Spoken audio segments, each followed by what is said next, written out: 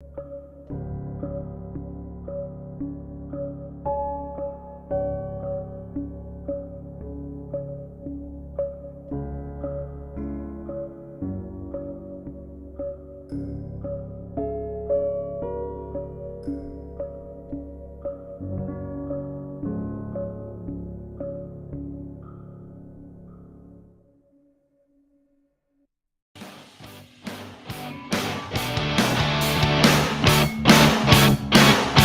good morning, everybody. Welcome to the Underhood Show presented by Mel Hambelton Ford. My name is Phil Nightingale. I'm the general manager. Josh Profit, our service director. Morning, Josh. Good morning. It's a beautiful, crisp Saturday morning out there in the Cake Land, isn't it? Crisp. Yeah. Crisp. Is right. Compared to the last couple of days, I'll take it. Sun's out. I'm done with it. How about that? Yeah, there you go. Last snow of this year, maybe. Shut up. Shut up. Hey, anyway, it's a call-in show, 316-462-3673. You see the number there on the screen.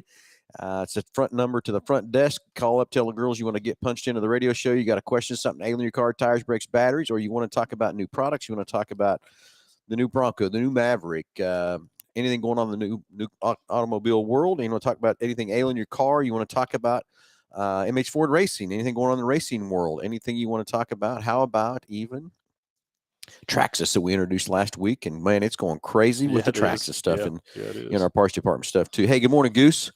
Hope everybody's feeling better down there in Oklahoma with you and Kevin. So I hope you guys are feeling better. We can get back up here and get some things going. If you want to call in the show, Goose, and if any kind of updates or anything you got going on, love to hear from you also too. So 316-462-3673. Each and every caller gets a great prize. As always, Josh, what's in that package? So we're going to mail it out to you, but it's going to consist of the works, which is an oil change and tire rotation. We use Motorcraft oil and filter products here at Mel Hambelton Ford. While we're performing that, we're also going to complete a multi-point inspection on your vehicle, checking over the brakes, tires, steering, suspension, all the safety-related components of that vehicle. Then you'll also receive $10 to Mel's Diner, so you can get yourself something to eat and drink while you're here with us at the Big Corner. Complete nitrogen for your vehicle, so you get all the great benefits that nitrogen has to offer, which this time of year is holds a little more value to it, I guess. And then also the BG products package, which is going to consist of the MOA or motor oil additive for your engine oil, and then CF5 for your fuel system. Again, just getting that vehicle geared up and ready to go for that next 5,000 miles of driving. All right, 316-462-3673. Hey, good morning, Delbert.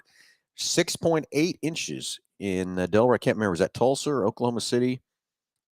Snow you had this week. Can't remember where you're at. But what did we have? Probably 4 or 5, I guess. Yeah, I would guess 3 to 4, 4 to 5, somewhere around in depending there, what part of the town you're in and that kind of thing. Yeah, I mean the wind. Oklahoma City, 6.8 inches. Wind blew and then made it drift and all sorts of stuff from there. So lovely old man winter.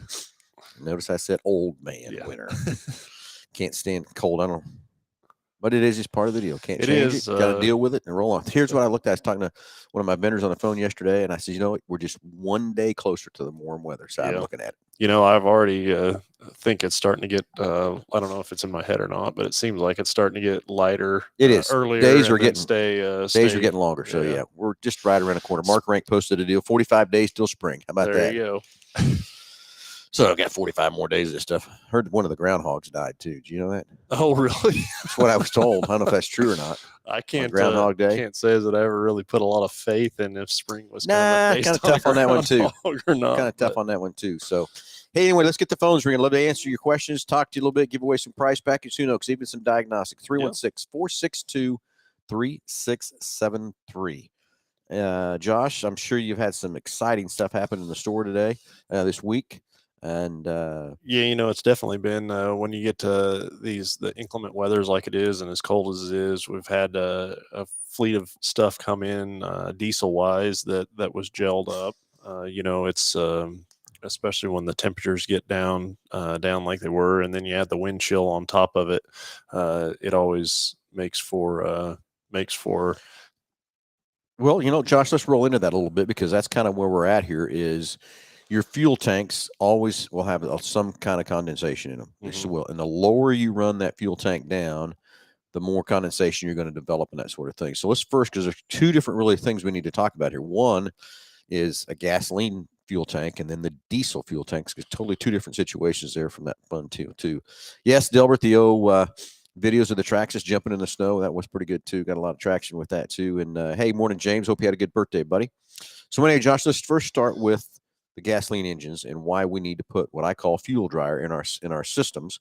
But again, in these cold weathers, when you get your fuel tank to half a tank, you need to fill it. Keep the fuller you can keep a fuel tank in these cold weather, the better off you're going to be and that sort of thing, because you're always going to get that condensation and how much you get and that sort of thing is going to do there. But BG's got the great product of fuel dryer, and why do we need to put that in there in our tanks, Josh? What's it do? Yeah, so essentially what we're looking to do with the dryer, one is whatever water that is in the tank through when you're getting fuel and that tank is stored in a tank underground and it was shipped from a refinery somewhere, and I mean it picks up condensation pretty much every step of the way along the way, and then also I mean it can pick up condensation in your vehicle as well, just from atmospheric conditions from that side of it, and then also the fuel settling through the refinery process. So but the fuller you keep that tank, the less room you have for condensation to develop. And so that's why what you're talking about as far as keeping the tank fuller helps prevent that, especially on vehicles that are being stored for longer periods of time, keeping the fuel level up on that. But then in the winter months too, you have more susceptible for atmospheric conditions for more condensation. And so there's a couple of things that we're trying to prevent or trying to prevent in use of fuel additive to help with condensation. One is so condensation that is in the tank with the use of these products that BG has to offer. It takes that condensation and it mixes it with the fuel, and so it enables the vehicle to actually burn that condensation, as opposed to it just separating like it would be if you just left it alone. Yeah. And then in the second side of that is condensation in the fuel system on the your lines. And used to be years ago we had metal fuel tanks. Now everything's pretty well plastic, but to prevent rust inside of the fuel system from the metal components, you got your fuel lines, injectors, things like that, and you'll actually we've seen a lot of cases where an injector will go bad. Well, it's just built up with rust inside of it, and that's going to cause a misfire or a vehicle to get poor performance or even poor fuel economy and things like that. And so that's what we're trying to do with the dryers that we put in these fuel tanks.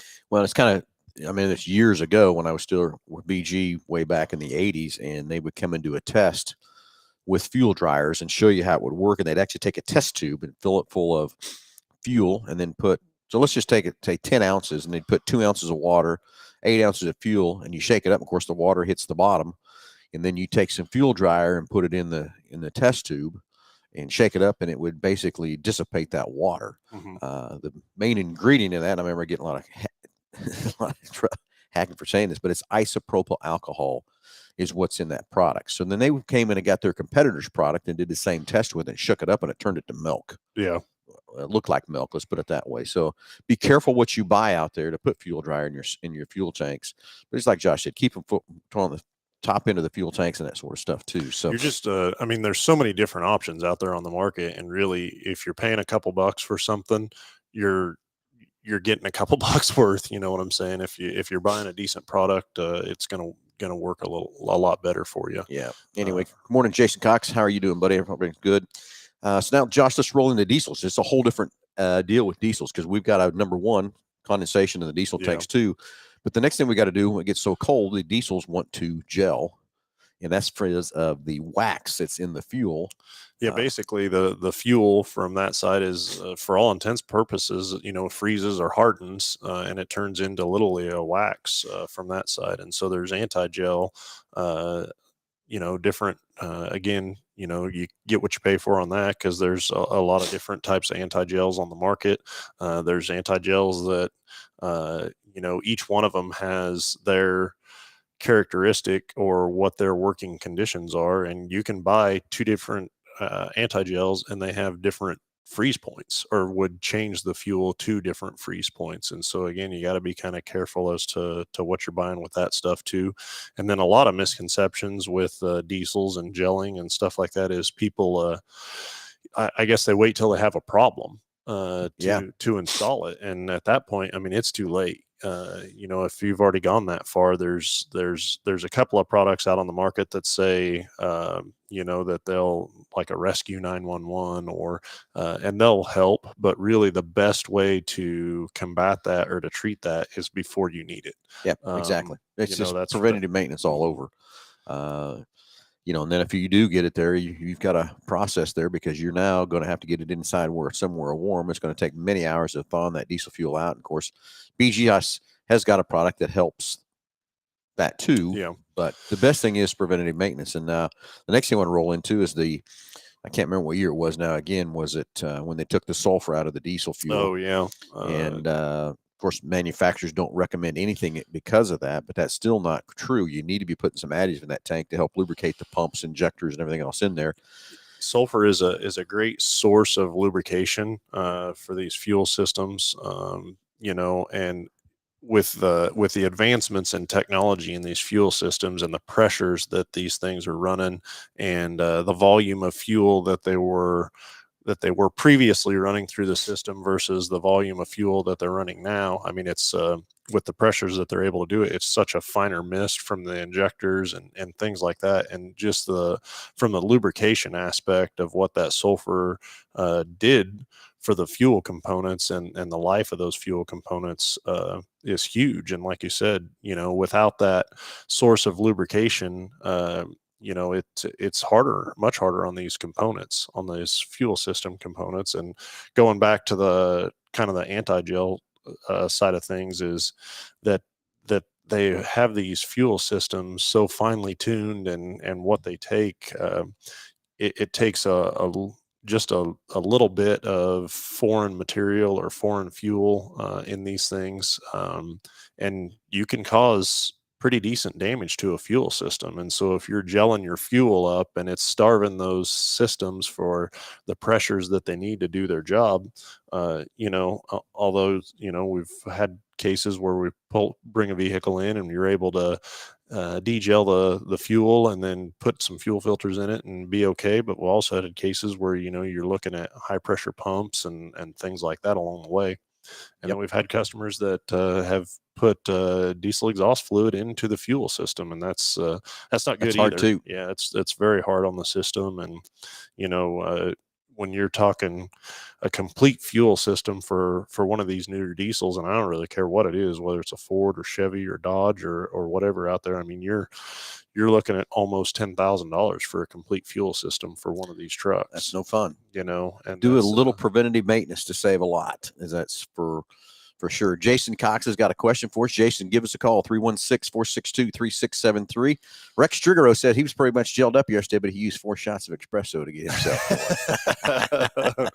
Yeah, I like it. It's, hopefully you used a little bit different product than what you put in the diesel. I'm sure Rex did. Yeah. Okay, James Furman's is missing some clamps, some hose clamps that came off, and he can't find any there. So, James, I don't know what you got going on there. Some clamps should be pretty easy to do, but not sure what hoses you're talking about or whatever, where you're trying to find those clamps or whatever, but sure would love to look at it for you, help you there. And Jason Koss, question about 4-wheel drive in the bad weather we just had when switching into 4 high. Do you switch it and then pull the lock position out, or do you just switch it into 4 high? Well, every vehicle is a little bit differently there, and I'm going to give my opinion, and Josh, you can give yours. Some of these manufacturers have made it to where you can shift on the fly. Mm-hmm. Some of them have not from that part.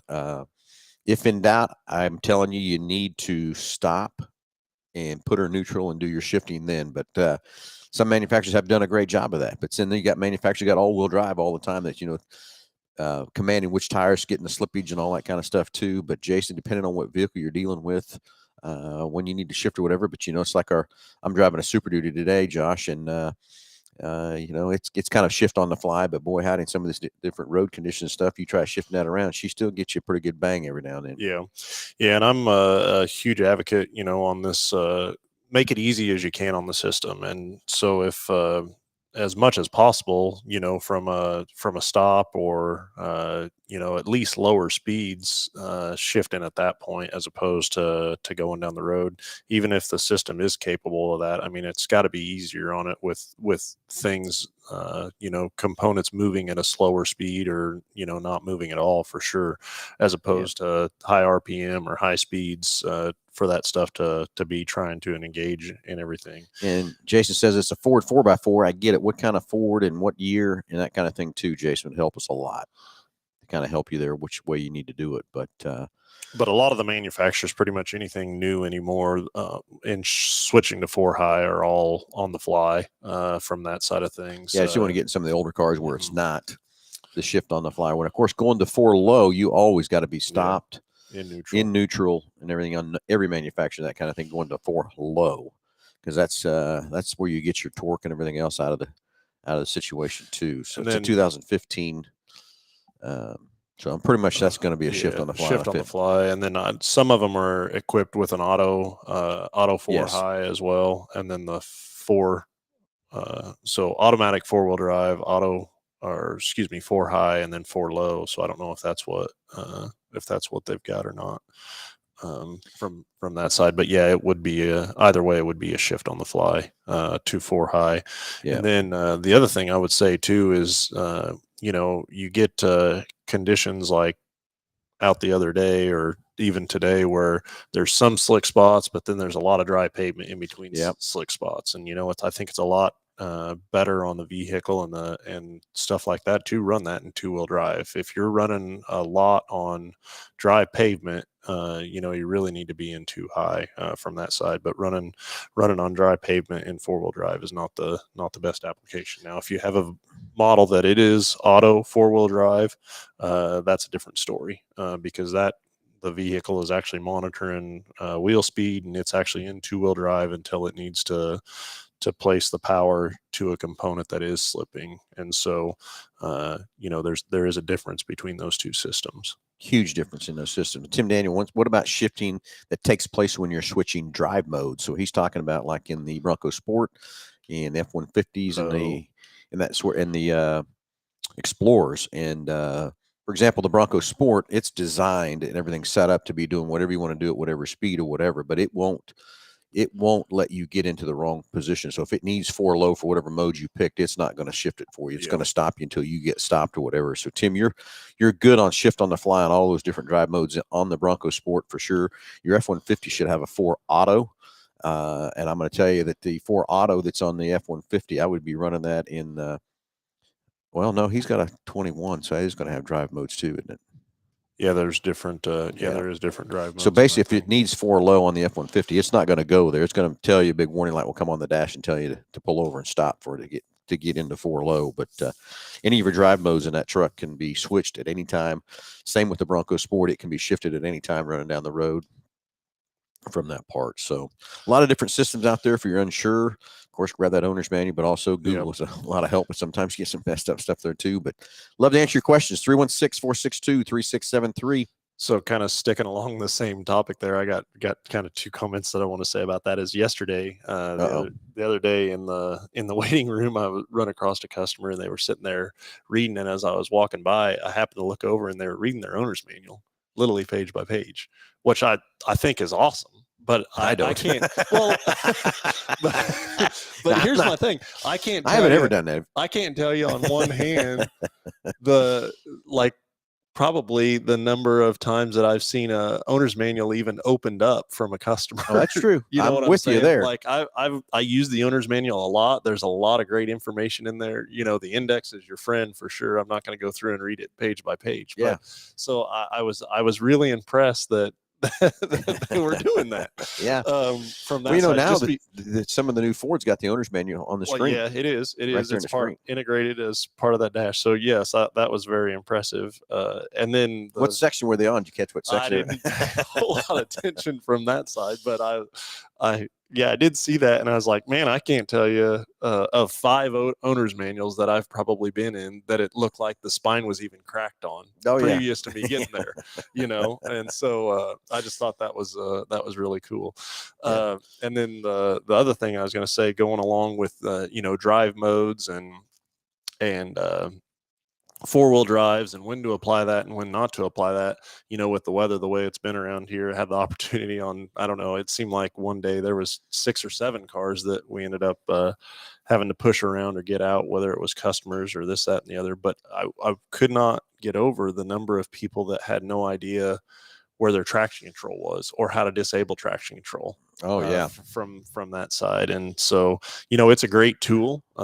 Traction control is, and it does need to be on a large majority of the time. But when you're trying to, I guess, get out of a tight spot, and you turn it off. You got to turn it off from that side of things. And it's a great tool to prevent you from getting there. But once you're there, I want traction control and analog brakes at all times, except when I'm stuck. Yeah, but once you're there, it's you got to be able to disable it. And I think probably out of the 7 or 8 people that I was helping out of particular situations, I'm going to say 6 of them didn't even know that it was a thing or how to turn it on or off. So, yep. Okay. Got another question from Greg. He says, electronic locking rear diff. When do you use that? That's another good. Yeah, it is. We used to have Positrack rear ends with clutches. I think we still have a few applications of that. But now we've got the actual electronic lockers that lock these rear ends together. And even with the clutches, I mean, there is still some slippage that's able to occur there. But when you're putting in a locker in there, that makes all the difference in the world. It's locked solid for both wheels. Mm-hmm. And here's what I will tell you, that if you use your locking differential and put it in 2-wheel drive, you're going to go further than you would be in 4-wheel drive without the locker applied. And I can tell you, I've seen different tests of different things with that situation. I've watched a 2-wheel drive truck pull through a steep incline and everything else, pull a boat through a steep incline and stuff better than a 4-wheel drive can without a locker. Because that wheel just gets to spinning and all you're not getting anywhere. So both wheels get to spinning. So that locking differential, it locks both rear axles together. And that's going to give you more traction than you have with 2 wheels kind of spinning. You've got a front wheel spinning and a rear wheel spinning from that part. So, Greg, the locking differentials in the Fords, I'm going to tell you, I used it all week. I just pull a lever out on the dash, lock it in. What I love about the Fords is that if you get to 20 mile an hour, it shuts it out from that part. But when to use it, any kind of slippery kind of conditions or whatever, but you want to be careful, because if you're on dry conditions, that's the same thing as being in 4-wheel drive on a dry condition. You can break something pretty quick. Yeah, I mean, it's not, especially on the rear differential, when you're turning, clearly the inside wheel and the outside wheel are turning at 2 different speeds, and if it's unable to slip to compensate for that, and you have it locked together, it's going to bind some stuff up. For sure. Yeah. And you can feel it binding as you go around a corner. Feel the truck hopping or whatever from that part. But, Greg, is a situation of me this week just driving back and forth to work, pulling up those stop signs and everything else like that locker, locking it in, having it there to pull you away from that stop sign. So you don't spin and slip and slide. You're actually going straight forward and everything else too. It's a great tool, great savings and everything else like that too. But like I said, I've watched the videos, and I was there when back in the day when GM come out with the locking differential, because they came out first with the Eaton locker, and that's Joshua where I saw it. They actually took a couple hills and dips and things, and they put a boat on behind a Chevrolet truck and drove it through there. And of course, he couldn't get nowhere. Then they put the 4-wheel drive truck in there. He's spinning and slipping and everything else too. But then they took the 2-wheel drive, put that locker on there, and it just pulled that boat right on down through those deals. But then again, if you put the locker with the 4-wheel drive, there's nothing better than that. Yeah. From that standpoint. But getting those 2 rear wheels to lock together to keep your traction the same and everything to go, it's perfect. So, Greg, I don't know what truck you have or whatever, if you got one that you got to manually take out on and off or whatever either. But I just love the Fords. If it's 20 mile an hour, it comes up. It even tells you. If you try to engage it above 20 mile an hour, it'll tell you that you went too fast and stuff too. So, yeah, that's right, Rex. A locker is essential for a good burnout. That's very true. We got a Mustang kind of prove that, right, Josh? Yeah, and it when you try to turn some corners with it, it kind of does some hopping and skipping around, but it does do a really good burnout. So yeah, it sure does. And Chuck Bender, probably these roads are bad on U-joints. That's, well, if you can be. if you're not applying applying the 4-wheel drive and the 2-wheel drive and the locker and all that together, probably very true. And then Greg Murray's is a 21 F-150 King Ranch 2-wheel drive power boost. So, Greg, does it have the locking differentials? That would have been an option. That is not a standard equipment on a King Ranch on a 2-wheel drive. So I hope you've got the lever. It just pulls the knob. Of course, on a 21, yeah, he's going to be in drive modes. So I don't know. No, he's still got the lever to pull out for the. I think, yeah. I'm pretty sure there's still. So I wonder if, okay, Greg, you've got the option. Okay, good. Fantastic. Every time I'm ordering a truck or whatever, I'm always putting that locker in there, no matter what truck it is or whatever. And I had a customer just yesterday that was ordering a Super Duty for, and he would not spend the money. I kept trying to explain to him why he needed it in that Super Duty and everything else like that, but I couldn't convince him. So he got it without it. Yeah.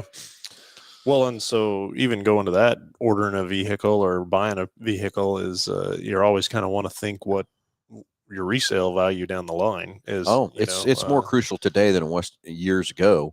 And that's why I try to, somebody comes in and says, I'm never going to use that sunroof. I get it. I know you're not, but the next guy that is, and you'll get it back, is kind of like it used to be years ago that the 4-wheel drive versus a 2-wheel drive, you always get your money back out of a 4-wheel drive. Well, it's kind of the same thing now with sunroofs. It's the same thing with spraying bed liners, heated seats, those kind of things. Leather interiors. Another one from that side is, it's how desirable that truck's going to be when you go to sell it, or vehicle just in general. Yeah. You got to think about the second owner, not just yourself, and think about what you would want and what that next buyer is going to want and that sort of thing too. For that part. Hey, 316-462-3673. Got some good chats going on. Love to hear from somebody. Love to give you a great price package in each and every caller. And let's thank some of our sponsors, Josh, that help us each and every week for the show. And it's BG Products. And love all their products. Love what they do. Love what they happen. And we got a great partnership with those guys. But what's also fun is just like this week, they came in and picked up a couple cars, took them to their shop and do all the tests and everything else like that. And they come back with all those results. So love helping those guys keep on the cutting edge of the products and what they're doing. And like they said, if you get what you pay for, and their products are great and what they do to help keep your many miles running on your vehicles and stuff like that too. So, Big Corner Creative for all your wraps, advertising needs, everything from the part, vehicle wraps, race car wraps, whatever it is.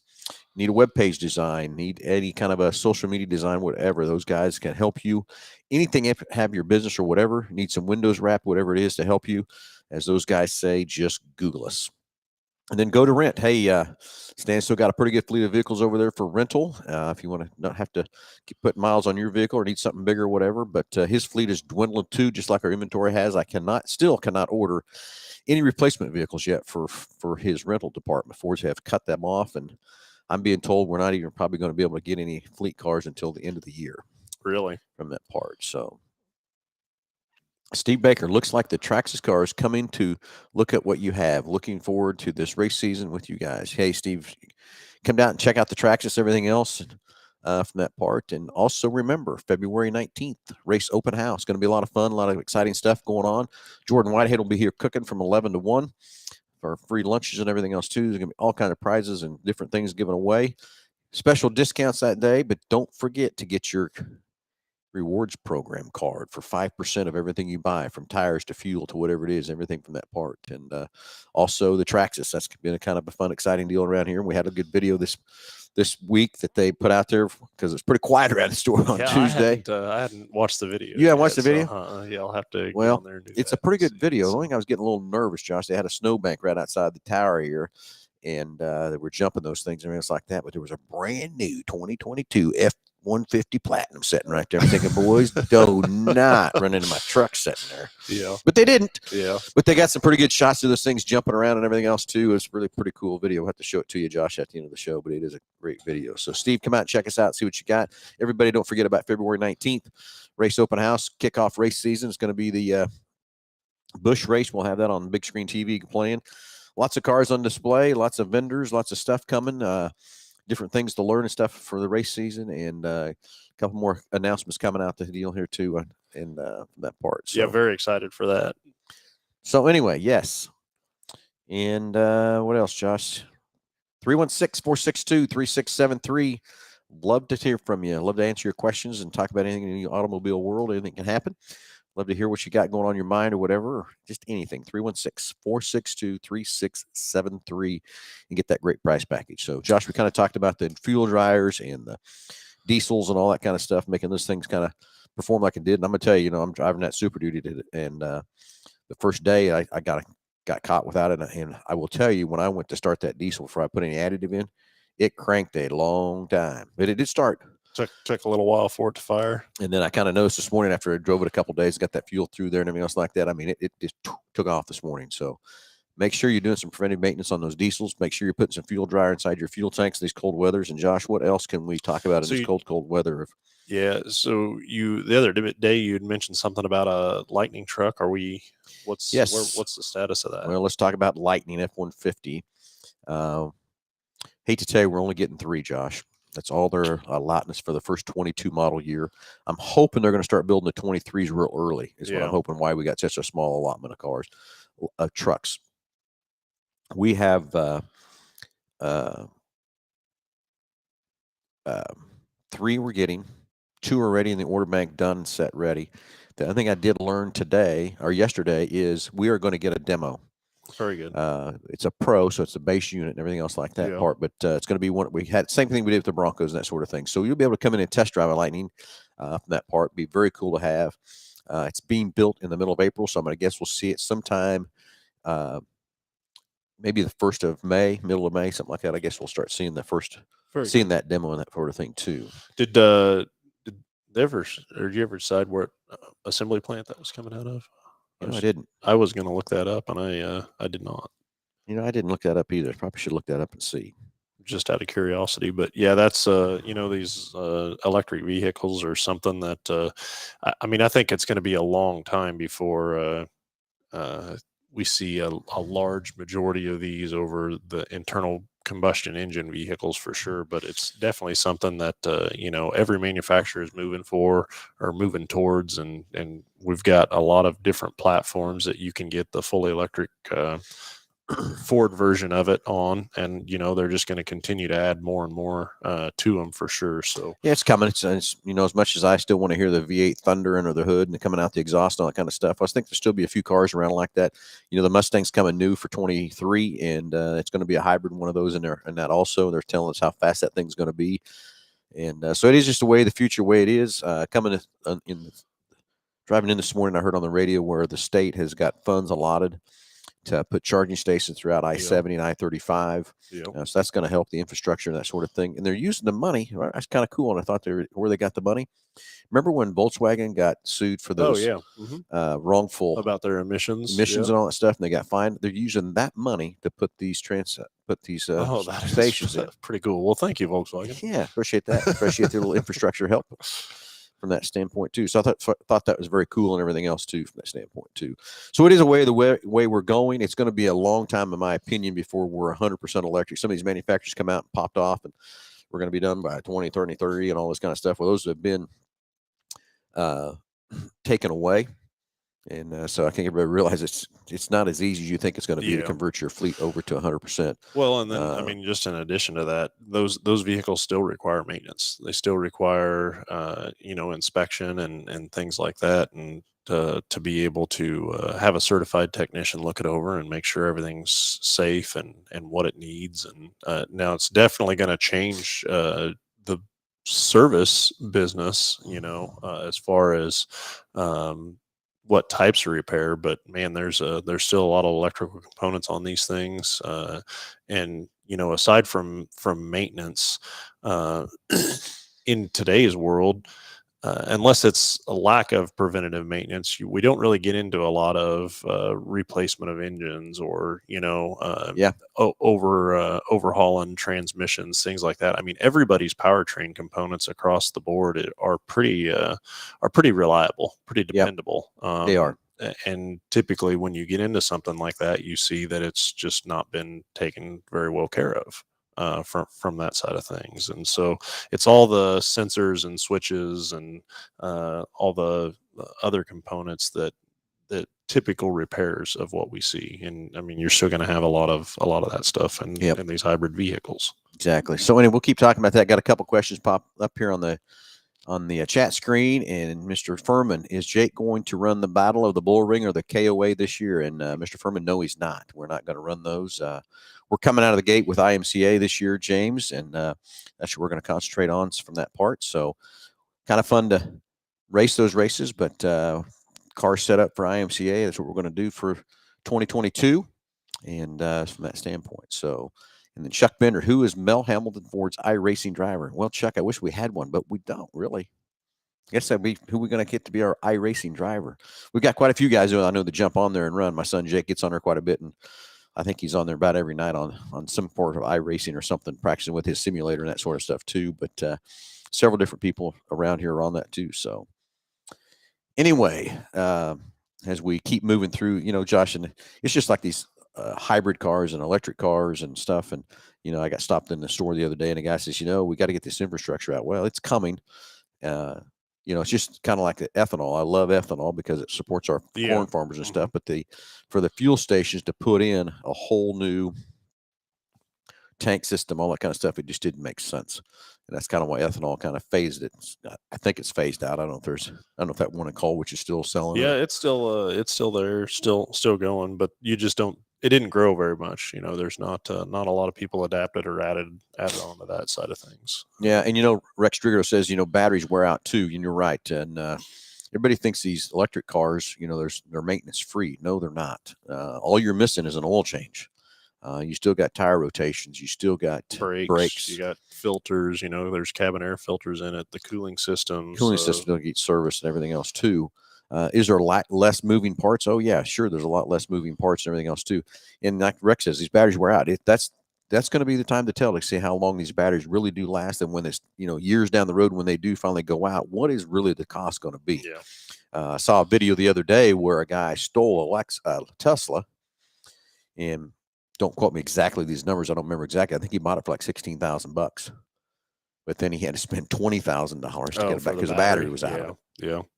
But I don't know if we'll have to see what that's going to do and what that's going to happen, what the supply and demand and what the rate of what those batteries will cost when it is time to finally replace one of those batteries. Not our hybrid cars. I don't know have you seen a Ford hybrid that we've had to replace a battery in? You know, I have not. I can think of one Honda that we put a battery in at one point in time, but aside from that, I really cannot think of.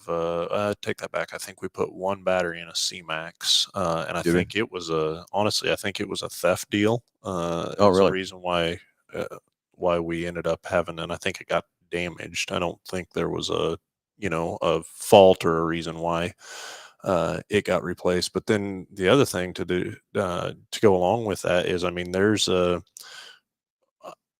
long term is we're going to be able to replace individual cells, you know, and you're not going to have to go in and put a whole battery in these things. It's going to be a repairable part from that side of things. So, you know, now what that looks like in terms of expense and things like that, still time to tell. Yeah, the time will tell that. But then also, I mean, all these manufacturers they're having to stand behind these with you know, is it 8 or 10-year warranty? I think it's 10-year, 100,000 miles on those components. So, you know, it's going to be a little while down the road before we find out what that looks like in terms of cost and stuff like that. But with them being able to be repaired and replace individual cells and stuff like that, I mean, that's going to, I'm sure, help the expense of repair and everything as well. So. Yeah, Tim says that the Lightning can run your house with the generator. Can it charge itself? Well, no, it can't charge itself, but I think there's going to be time down the road. There's probably is going to be something like that comes on board of those deals. Well, so a little bit of that, I guess we could talk about the regenerative braking, because in a term, I mean, it is adding power back into it, but it's not enough to be self-sustained from that. Self-sustained to keep it up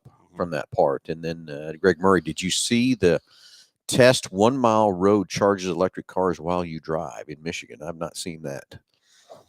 So I don't know what that maybe that's some kind of a solar or a wireless thing or something. That's actually, as you're driving in that mile road, that it's actually throwing a charge into the car or something. Yeah. There's going to be all kinds of things like that. I think it's going to come with technology and different things. And, you know, we're running now, you know, 300 to 400 mile ranges on these batteries and what they're kind of saying. And I think we're going to see 600 and 700 mile range batteries, I think, eventually. But that's just technology getting developed. That the other thing I think we're going to find, I think they'll develop ways of getting these things to charge faster than what they're charging too. Yeah, And definitely would agree with that, because that's it's a consumer thing. Everybody wants it; they want it right now. From that side of things, and I get it. I understand that too.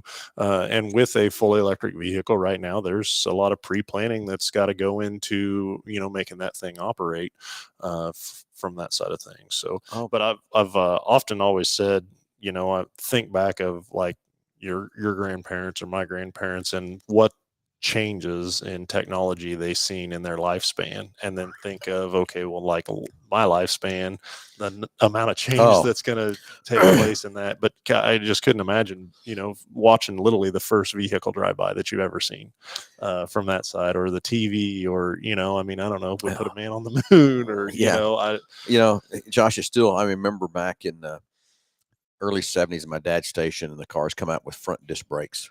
Mm-hmm. Everybody freaking out how terrible that was and everything else, Then it got into the mid 70s, and here come the electronic ignition, removing the points. Oh my God, what are we doing? Da da da da. Okay, then we got into the catalytic converters, and oh my God, then we had the test tubes, all that kind of stuff. Everybody freaking out about that and everything, And now look at the technology we're dealing with. Yeah. And how fast it's went compared to that. And I remember one time I told everybody that when these cell phones come out and we're still running those old flip phones, I said, in 5 years, we're going to carry a handheld computer in our hand. Yeah. I think it was 2 years we had smartphones out. So, and then 2 years after that, it was outdated, and there was a whole nother one that was way better than that. Yeah. The other day I was with somebody, they were running a BlackBerry. Still? Yes. How? I don't know. I looked at that thing and I said, what in the heck? I mean, I remember. How? I don't know. I was like, man, I remember that used to be, that was the phone. Thing. Me and Scott May were just talking about that this weekend while we're in Kansas City, about how the BlackBerry in its day, it was the thing to have. And it was the top notch. He had that. And I can't. I didn't know there was anything still working. I couldn't believe it. It was, but anyways, now that's out of date, and we're on to something else and stuff like that. Okay, now Greg Murray just put this link on a chat, and it would be so cool. I don't know if we. Oh, if you could plug that in and play it through the show. We have to figure that out, John. That might be something we for our future show. What you could do, you wouldn't hear the volume, but I was going to say we could put it on the screen behind us from that side of it. So we have to get with Gus and figure out a way that someone else sends us a link like that we can actually put it on the screen and play it for everybody so everybody can see. That would be cool. Greg, hey, thanks for the link, sharing that, buddy. After the show, we'll definitely watch that and see what's going on with that part too. And then also think about the tire noise. Yeah, think about when tires start cupping out too. Well, and that's a thing too on these fully electric vehicles. There's I don't know if the consumer knows that, but they actually make a different tire for electric vehicles or hybrid vehicles from that side of things. And a lot of them have a foam band inside of the tire. It's glued onto just again on the inside of the tire. And it's, probably, I'm sure there's different dimensions of it, but probably about 1.5 inches thick, and it's foam, and that's to absorb tire noise, so you don't hear that in the cabin of the vehicle. This was way back, I don't remember now, 10-15 years ago. One of my good customers came out and he had bought a Honda hybrid. Yeah. Mm-hmm. And he did it because it's for his business, all the highway miles and in-town stuff. It just saved him a ton of fuel instead of driving his truck everywhere. Well, just like I am, he's a Michelin fan. So the first set of tires wore out. And he said, I'll just put me a set of Michelins on there. We did. And just changing that to that tire cut his fuel economy 20 miles to the gallon. We went back and put that other tire back on the car, and immediately went right back to that. So there is certain tires that are going to do that for you to do that. It's kind of like we were in the tower yesterday. We were talking about the demonstrator lightning coming on. They said, well, what can we add to it? I said, I don't know what you can. What about wheels and tires? I said, anything you do to that truck, you're going to take away from the fuel. I said fuel efficiency, but the amount of miles you'll be able to go, because you're going to take away the range and everything. Just like those tires and wheels, they're designed to have that air go right by them and everything else like that too. From that part, so there's really, I'm sure the aftermarket world's going to come up with stuff to do to these things. But again, I think it's just going to take away the range. But until we can get some more technology and get the ranges longer and charge these batteries faster and all that sort of thing is going to be a different deal. Well, let's roll to the next thing. And what happens to all these batteries down the road? Yeah. Right now we got salvage yards that are taking care of our cars, but what's going to happen to these batteries? How are we going to dispose of all these batteries? Yeah, much much like we were talking earlier about being able to disassemble them and break them apart into pieces. The hope, I think, from that side of it is to just replace what needs to be replaced as a failed component, and not have to replace a whole battery pack. But then to go along with that, they've got to have somewhere to go with it. Because I think in some sense you can't just be trading one one unfriendly environment thing for another. That's going to kind of defeat the purpose of what we're doing. So, yep, I think so too. So, all right, 316-462-3673. Got a lot of stuff coming across the chat line. Love to hear from you and give you a great price package valued over $130 for each and every caller. And hydrogen fuel cells, I know they're working on that too, Rex. It's coming. I think that's going to be here sooner than we think from the hydrogen side, but I know they're working on all that stuff. And I do know that the internal combustion engines, future diagnostic on those is probably done. I don't think they're probably spending any money to try to help advance those whatsoever, because I think we probably, I don't know, I still think I said that years ago before all these things happened, but I think we've maxed out the what we can do with an internal combustion engine. Man, it's impressive the horsepower and torque and fuel efficiency and stuff that they're getting out of these things in today's environment and today's world compared to, we were V8s that were hopped up. We got 4 cylinders that are easily doing that right off the coming out of the gate, killing it. And you could run 200,000-300,000 miles in them. Something back then that was a V8 that had that much torque and horsepower in it, you were having to do something with it and 30,000 miles, sometimes sooner. Yeah. Where your foot was at. So let's go to the phones. Let's talk to Jordan. Jordan, you're on live with Under the Hood. Go ahead. How we doing, guys? Perfect. You? I'm doing real good. I'm doing good. You guys look nice today. Real sharp. Josh got a brand new fresh haircut there. Did he? No. No, I'm he due. did. Yeah. Oh, he's due. Yeah. He's due. So he looks lined up. He looks lined up. There That's you what go. it is. Yep. So what's Jordan up to today? Nothing. I had a question, and you're just talking about these vehicles, and it was something I've noticed. In the way these vehicles, especially trucks, are holding their value. I mean, you see 10, 15-year-old trucks all day long that are still $25,000, $30,000. They just last longer and they flat hold their value better than they used to.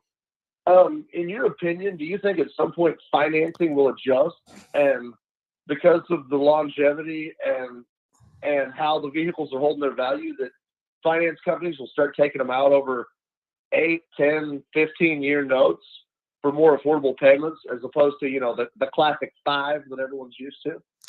Jordan, that's a great question. And we've talked to a lot of our lenders about different things and stuff like that too. And, today, back when I was working with my dad, when cars got 80, 90,000 miles on it, we're throwing them in junkyards because they were just wore out. Today, They're just getting broke in, and you can get a car today that's got 150,000 miles on it. It's been maintained. It's still got another 150 to go. But the lenders have not moved to that yet, to that step.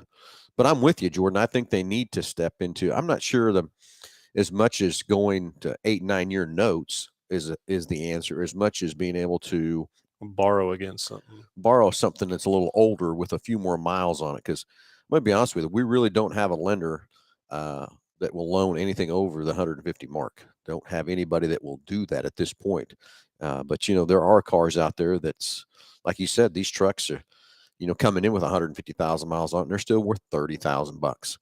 And I would hope the lenders will catch up someday or whatever, but it's a risk to them too. They've got to analyze all that and the risks they're putting out there and everything else from that part of the too. But I hope they will adjust. But I've been looking for that adjustment for quite a few years already, just because the cars do last longer, to loan more money on a used car. And to change the amount of years that will go on a used car. And I don't know if there's just some kind of an inspection they can do or whatever to know the car's in good shape and everything else to do that. But they just haven't adjusted yet. And I hope they will. I hope it'll take time, but because I think it would change the whole marketplace if they would do that. But then again, I don't know what the risk is either on their side of making sure that loan gets paid back. Yeah, absolutely. Yeah, I was just curious because it's like it seems like they haven't quite adjusted with the times, and I was curious what your take on that was. So interesting. Yeah.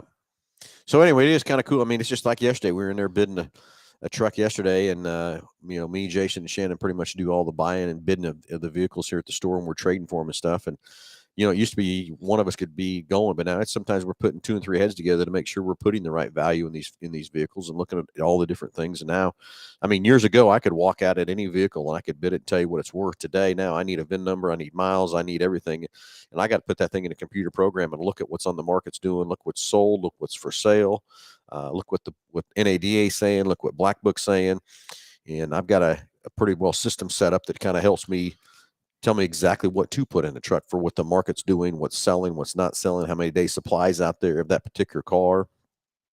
How long has it been sitting on somebody else's lot and not for sale and not sold? All kinds of factors that play into that to know what a car is worth today.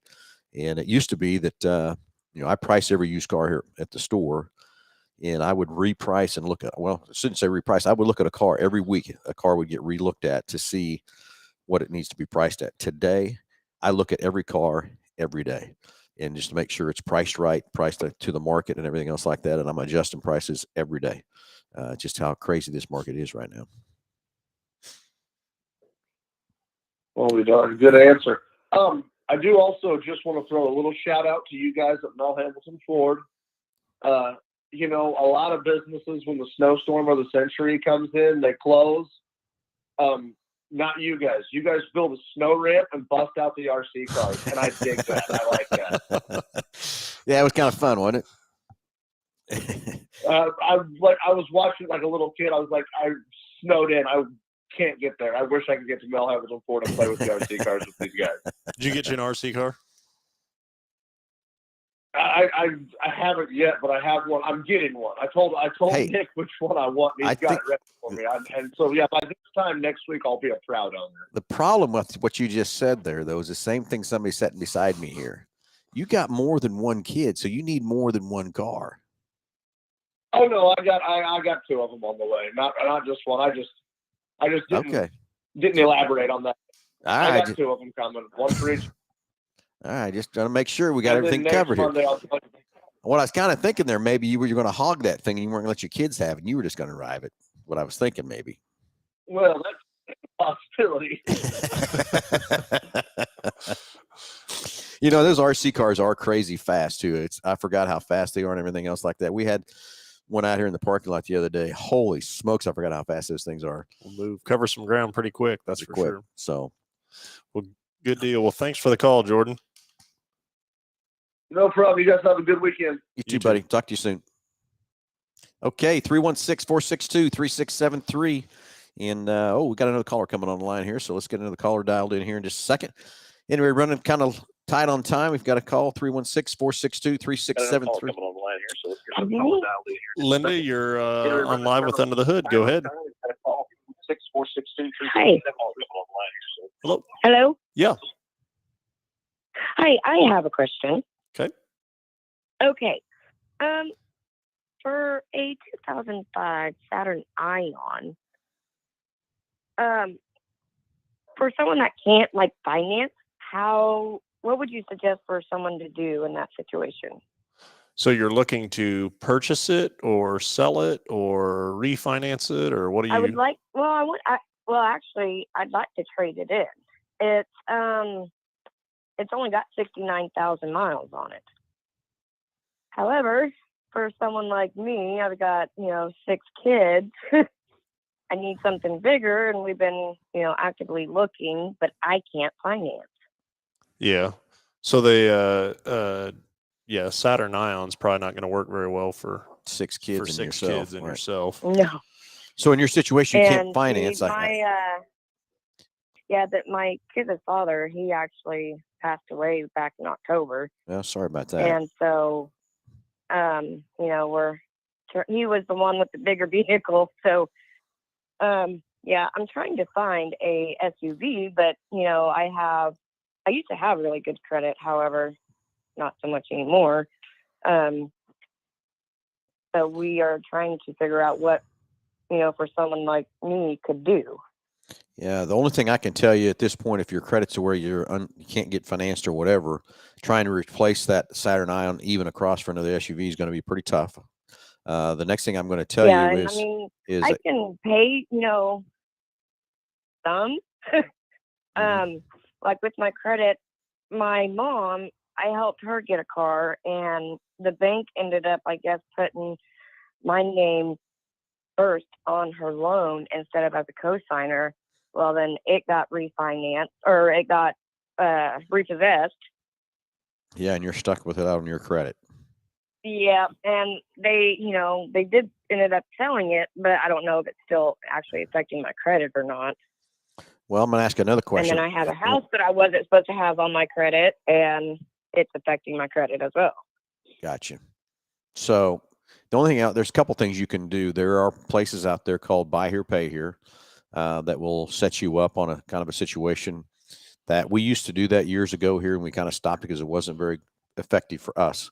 But there still are some lots out there that have the Buy Here, Pay Here. We can go in and do a month-to-month kind of a situation, and they'll put a tracker on the car and know where the car is at if they need to come get it or whatever from that part too. But they do require some down money to get that taken care of. The only thing else I could offer you was same thing you did for your mother or whatever. Is there anybody that would co-sign for you? Maybe. Because that would be the other thing, is get someone to co-sign for you. Put yourself first, and that would be that's the fastest way to build your credit back is car credit.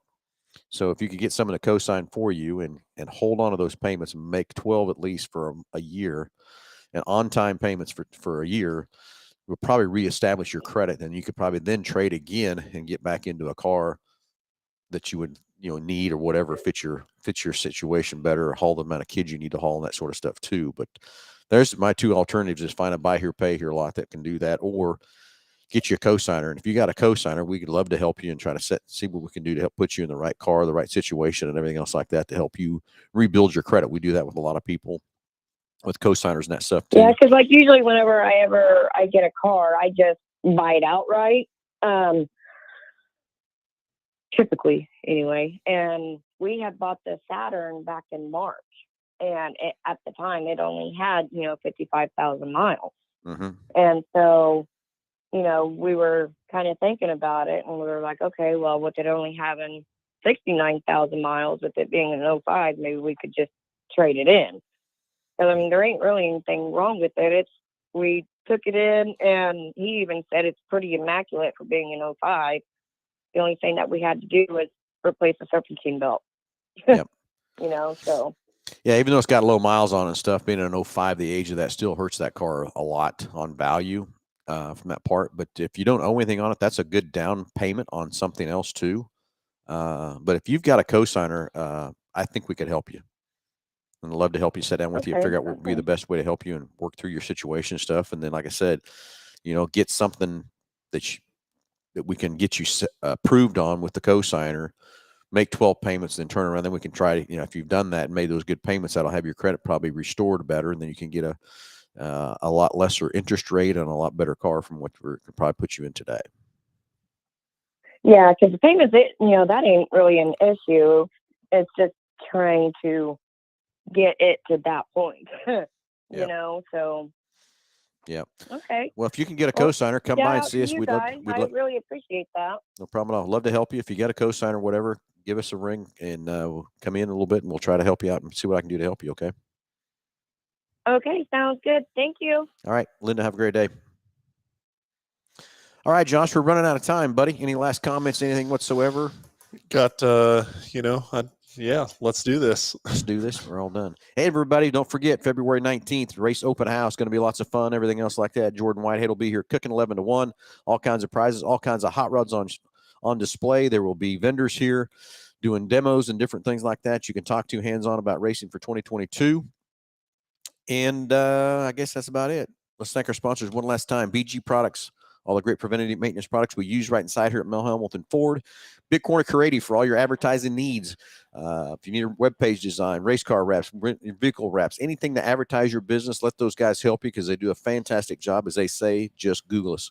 Go to rent. Hey, if you're looking for a rental car, 12 or 15 passenger van, Stan's got a decent still fleet of vehicles back there to help you. Give Stan a call if you need something bigger or just don't want to put the miles on your car. Everybody have a great weekend, and we'll talk to you next Saturday.